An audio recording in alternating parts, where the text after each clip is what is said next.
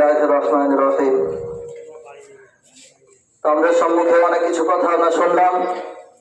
স্বাধীনতা সংগ্রামের সব থেকে বেশি যদি রক্ত, সব থেকে বেশি খুন, সব থেকে বেশি ঘাম পাসিনার মেহনত যারা দিয়েছে তারা হলো আমাদের উলামায়ে কেরাম এবং আমাদের মুসলিম জাতির বড় বড় বীর। আজ যে পতাকা আমাদের সামনে ঝুলছে, এই পতাকার যে কালার করেছে, যে ডিজাইন করেছে, সে একটি মুসলিমের মহিলা, তার নাম হলো সুরাইয়া তৈয়ব। হিন্দু আজাদির জন্য দিল্লির লাল কেল্লা থেকে সর্বপ্রথম ইংরেজদের পতাকা ছিঁড়ে যে ফেলে দিয়েছিলেন, ইংরেজদের পতাকা ছিঁড়ে ফেলে দিয়ে এই ভারতবর্ষের পতাকা লহেরেছিলেন, তার নাম হলো শাহনওয়াজ খান।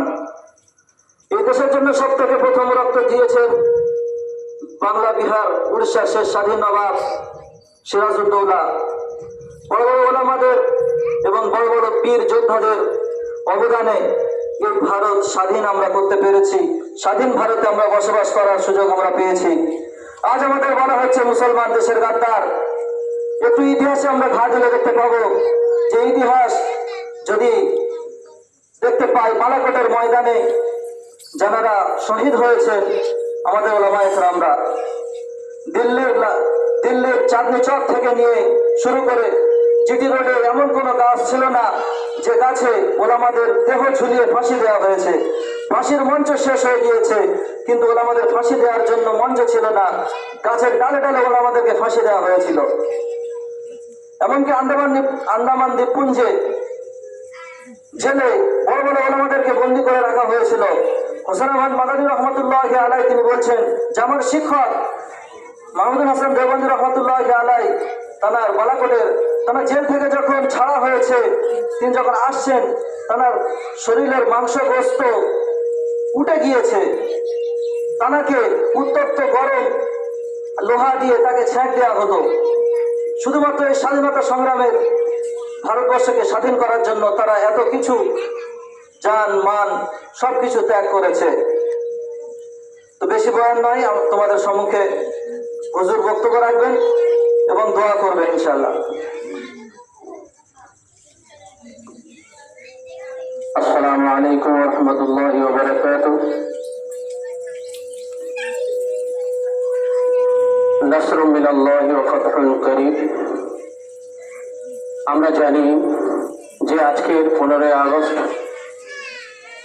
সেই উপলক্ষে আমরা জমায়েত হয়েছি। এই স্বাধীনতা, এই স্বাধীন ভারত, এই স্বাধীনতার এই দেশকে স্বাধীন করতে আমাদের মুসলিম জাহানের যে একটা বড় কুরবানি আছে, সেটা কিন্তু ভারতবর্ষের ইতিহাসে খুব একটা দেখা যায় না।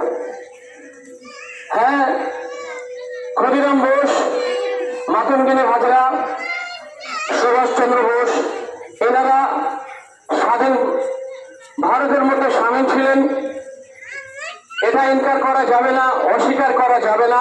তার সাথে সাথেও আমাদের ওলামাদেরও বড় একটা, বিশাল বড় একটা অবদান।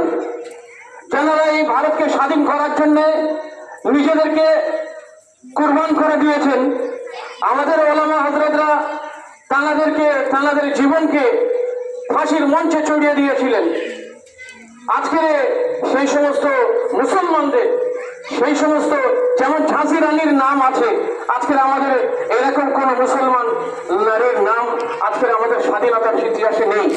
খুব ভালো হতো যদি আমাদের এই সমস্ত মহাপুরুষদের সাথে যদি আমাদের এই সমস্ত নারীদেরও নাম থাকতো, আমাদের ইসলামের মুসলমানদেরও যে স্বাধীনতার নাম থাকতো, খুবই ভালো হতো। যাই হোক, সংক্ষেপে আমার বক্তব্য শেষ করছি। এখন দোয়া হবে, আমাদের বাচ্চারা সবাই উপরে চলে আসে।